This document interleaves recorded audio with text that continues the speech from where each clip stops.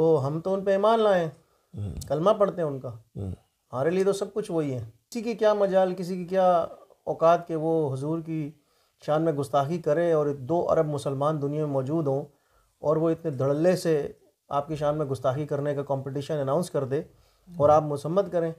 ये क्या बात हुई? रात का एक कोई ऐसा पहर आया जिसमें आँख खुली और मुझे बेचैनी थी कि तुम क्यों नहीं कुछ कर रहे। मैंने मोबाइल उठाया, वीडियो बनाई, उसमें जो कुछ भी मैंने कहा कोई प्लानिंग नहीं थी, बस नींद से उठा था और मैंने बनाई और पोस्ट करने के बाद मैं फिर सो गया। तहरीक लब्बैक पाकिस्तान से जो है वो मैं PS 89 का इलेक्शन जो है उसके लिए मेरा नाम जो हो गया है। तहरीक लब्बैक पाकिस्तान जो एक मुनज़्ज़म जमात है, एक नज़रियाती जमात है जिसकी तरफ से मैंने अपना टिकट लिया और मैं अपना कैरियर स्टार्ट कर रहा हूँ। पिछले इलेक्शन में कराची में PTI और MKM के बाद तीसरी बड़ी जमात तहरीक लब्बैक थी वोटों के लिहाज से। साद रिजवी साहब को मैं बहुत उनका थैंक्सफुल हूँ कि उन्होंने मेरे लिए ये टिकट भेजा। जब इंसान होने के लिए आपको दाढ़ी रखना ज़रूरी नहीं है, और ना मुझे तहरीक की तरफ से ये किसी ने कहा। क्रिकेट ग्राउंड से नहीं गया हूँ, क्रिकेट तो मैं अभी बीमारी के से नहीं खेल पाया था, लेकिन अभी खेलूँगा इंशाअल्लाह ताला, मुझे आप ग्राउंड में भी देखेंगे।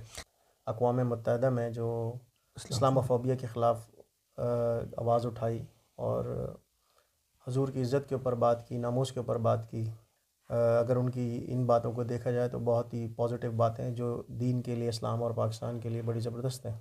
जाओ बतला दो गुस्ताख़ नबी को, गैरत मुस्लिम जिंदा है, दीन पे मर मिटने का जज्बा कल भी था और आज भी है, मेरे नबी से मेरा रिश्ता कल भी था और आज भी है। आज हम आपसे जो जिस शख्सियत की मुलाकात करा रहे हैं उनका ताल्लुक़ तो क्रिकेट से है, लेकिन अब उन्होंने अमली तौर पर सियासत में कदम रख दिया है। पाकिस्तान के मारूफ क्रिकेटर हैं खालिद लतीफ़, जिन्होंने पाकिस्तान की तरफ से वनडे और T20 में नुमाइंदगी की, बल्कि फ़र्स्ट क्लास क्रिकेट का इनका एक वसी तजुर्बा है। 25 के करीब फ़र्स्ट क्लास सेंचुरी हैं, 8,500 से ज़्यादा रन हैं, 35 में सेंचुरी हैं। पाकिस्तान को अंडर 19 वर्ल्ड कप 2004 में इनकी क़यादत में जीतने का एजाज़ हुआ। इसके अलावा उनके बहुत सारे कारनामे हैं, लेकिन आजकल जो खबरों में वो इन है 8 फरवरी का जो इलेक्शन है उसमें वो सिंध की सूबाई असम्बली से PS 89 से खड़े हो रहे हैं। किस जमात से खड़े हो रहे हैं हम इनसे ख़ुद मालूम करवाएंगे कि कौन सी पॉलिटिकल पार्टी को उन्होंने ज्वाइन किया है। कोई सबसे पहले तो आपने पूछा कि कौन सी जमात है। तहरीक लब्बैक पाकिस्तान से जो है वो मैं PS 89 का इलेक्शन जो है उसके लिए मेरा नाम जो हो गया है और मैं वो लड़ रहा हूँ, और मलीर से ही मेरा ताल्लुक़ है। और तहरीक लब्बैक पाकिस्तान जो एक मुनज़्ज़म जमात है, और इसके बारे में कहा जाता है कि लोग कहते हैं कि एक मजहबी जमात है और मौलवी हजरात की जमात है, जबकि ऐसा नहीं है। अगर ऐसा होता तो मैं कभी भी इलेक्शन ना लड़ता इनकी तरफ से, ना वो मुझे टिकट देते, ना मैं लड़ने जाता। तो ये एक नज़रियाती जमात है जिसकी तरफ से मैंने अपना टिकट लिया और मैं अपना कैरियर स्टार्ट कर रहा हूँ। 2018 में जब गुस्ताख़ रसूल एक डच सियासतदान ने, जो इस्लाम दुश्मन सियासतदान था, उसने रसूल पाक सल्लल्लाहु अलैहि वसल्लम के लिए उन्होंने एक खाकों की सीरीज़ का मुकाबले का इनेकाद किया था। जब इस बात का इल्म हुआ खालिद लतीफ़ को, तो ये हम खालिद लतीफ़ से पूछेंगे कि उस वक्त उनकी क्या फ़ीलिंग थी। लेकिन जो एक वीडियो वायरल हुई थी उनकी 2018 अगस्त में, जिसमें उन्होंने कहा था कि जी मैं इस गुस्ताख़ रसूल के सर की कीमत 3 मिलियन रुपीस पाकिस्तानी लगाता हूँ। उन्होंने कहा था कि मेरे पास अगर इससे ज़्यादा पैसे होते तो मैं ये पैसे भी लगाता। तो वो उस वीडियो से वायरल हुई, बहुत सारी चीज़ें। उसके बाद केस चला इनका हॉलैंड में, और सितंबर में इन पर 12 साल कैद की सज़ा सुनाएगी डच अदालत ने। लेकिन उसके बाद ये फिर मजहबी मामलात में पहले भी बहुत इन थे खालिद लतीफ़, लेकिन बाकायदगी से उन्होंने फिर तहरीक लब्बैक वालों ने इनसे रब्ता किया। तो हम इनसे सारा पूछते हैं। खालिद, पहले आप हमें ये बताएं कि जब ये 2018 में वाक़या हुआ, गुस्ताख़ रसूल जो था डच सियासतदान, आपको कैसे इत्तला मिली और आपकी क्या फ़ीलिंग थी उस वक्त? सोशल मीडिया के थ्रू मुझे ये बात मेरी नॉलेज में आई, और जब ये बात मेरी नॉलेज में आई तो मैंने 2-3 दिन तक जो है वो देखता रहा कि क्या है। लेकिन मुझे अंदर से मलामत थी बहुत ज़्यादा कि ये रुक नहीं रहा, और पूरी दुनिया से लोग जो हैं वो मज़म्मत कर रहे हैं। मज़म्मत क्या चीज़ है? एक शख्स हमारे हुजूर की शान में गुस्ताखी कर रहा है और बड़े धूम धड़क्के से कर रहा है, पूरी दुनिया को वो ऑफ़र कर रहा है कि आएँ और गुस्ताखी करें। 2 अरब मुसलमान हैं, उनकी गैरत क्यों नहीं जाग रही, उनको गुस्सा क्यों नहीं आ रहा। तो मुझे गुस्सा आया। बहरहाल मैं सो गया। कुछ रात का एक कोई ऐसा पहर आया जिसमें आँख खुली और मुझे बेचैनी थी कि तुम क्यों नहीं कुछ कर रहे। मैंने मोबाइल उठाया, वीडियो बनाई। उसमें जो कुछ भी मैंने कहा कोई प्लानिंग नहीं थी, बस नींद से उठा था और मैंने बनाई और पोस्ट करने के बाद मैं फिर सो गया। तो मुझे उस पर गुस्सा बहुत था। किसी की क्या मजाल, किसी की क्या औकात के वो हुजूर की शान में गुस्ताखी करे और 2 अरब मुसलमान दुनिया में मौजूद हों और वो इतने धड़ल्ले से आपकी शान में गुस्ताखी करने का कंपटीशन अनाउंस कर दे और आप मसम्मत करें। ये क्या बात हुई। ये क्रिकेट एक आर्जी तौर की चीज़ है, दुनियावी चीज़ है। तो हम तो उन पे ईमान लाएं, कलमा पढ़ते हैं उनका। हमारे लिए तो सब कुछ वही है और कोई चीज़ भी कुछ नहीं है उनकी शान के आगे, उनकी इज़्ज़त के आगे कोई चीज़ भी कुछ नहीं है। दुनिया की दौलतें इधर ही रह जानी है। ये केस जब दायर किया गया मुझे नहीं पता, कोई समझ कुछ भी नहीं। जब मुझे सज़ा मिल गई तो मुझे सोशल मीडिया के थ्रू पता चला जी आपको 12 साल की सज़ा मिल गई। तो वहाँ से जी फिर न्यूज़ भी ये मिली जी वो खालिद की वीडियो बनाई जी, खालिद ने किसी को पैसे दिए। सब फ्रॉड है, झूठ है। और अगर देता तो मैं मुकरता नहीं, मैं मानता मैंने दिए हैं, अनाउंस किया था, दुनिया के सामने अनाउंस किए। और वो एक डमी केस बनाया, ना हमें कोई समन आया, ना कोई सिफारती उससे कोई फ़ोन आया, क्योंकि वहाँ से हुआ ही नहीं। सज़ा सुना दी, अनाउंस कर दी कि जी हमने रब्ता करने की कोशिश की थी, उनसे रब्ता नहीं हुआ। ऐसा भी क्या है कि आपका रब्ता ना हो। मुश्किलात क्या सामना करना है, इसमें डर किस बात का। डर कोई चीज़ नहीं है। और अगर ऑफ़र आती है खेलने की ऑफ़र हो तो मुझे खेलना ही है, हर जगह जाके खेलना है। यूरोप में क्रिकेट है नहीं अभी, और अगर होगी सारी चीज़ें तो उस वक्त देखेंगे क्या करना है।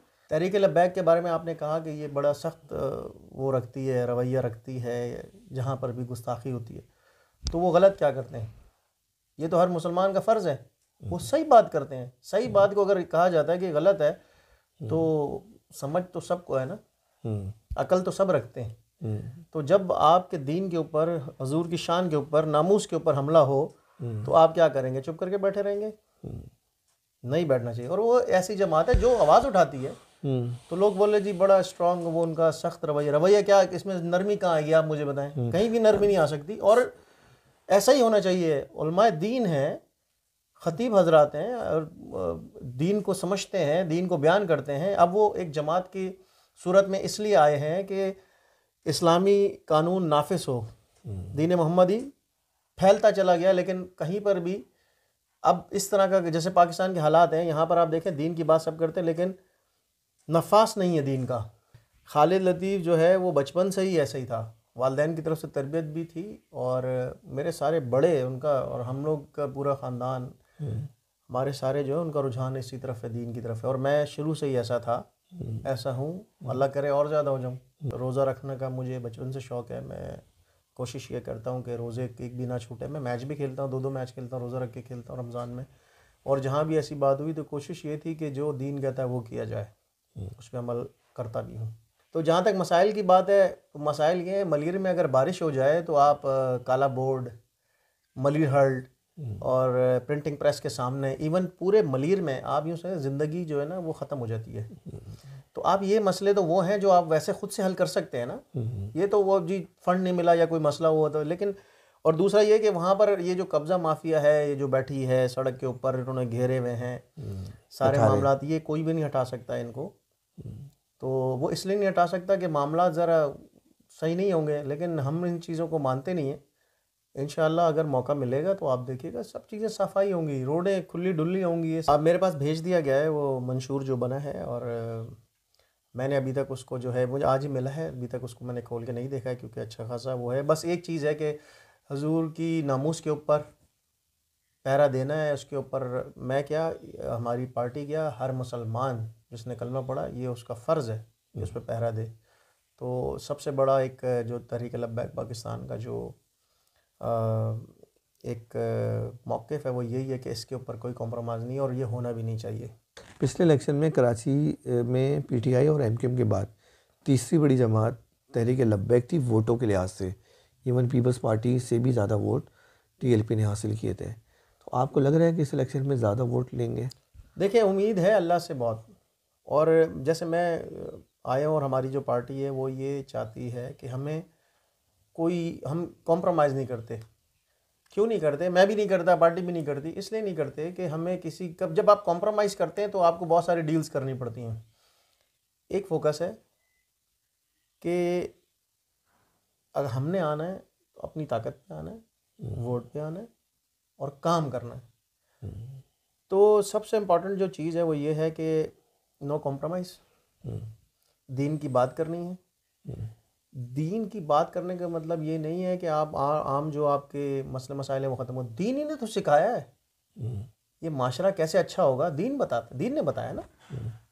इसके ऊपर खड़े हैं।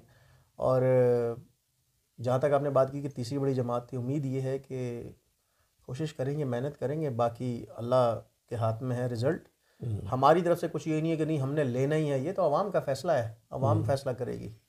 हम अपना भरपूर जो हम कह रहे हैं वो हम करेंगे इंशाल्लाह। मज़हबी इंसान होने के लिए आपको दाढ़ी रखना ज़रूरी नहीं है। और ना मुझे तहरीक की तरफ से ये किसी ने कहा, ना मुझे उन्होंने कोई ऐसी हिदायत दी। मैं आपके सामने जैसा रहता हूँ वैसे ही हूँ, अभी भी शेफ में हूँ और जीन्स में हूँ, टी शर्ट पहनी है, मैं इसी तरह जाता आता हूँ, इसी तरह मुलाकात होती है, कोई चीज़ ऐसी नहीं है। बात ये ईमान की बात होती है, आपके अंदर होना चाहिए। दिखावा तो सब करते हैं, असल जो है वो होना चाहिए। आपके इस चैनल के उससे मैं बताऊं, साद रिजवी साहब को मैं बहुत उनका थैंक्सफुल हूँ कि उन्होंने मेरे लिए ये टिकट भेजा। NA का भी था और PS का भी था, ऑप्शन मेरे पास था।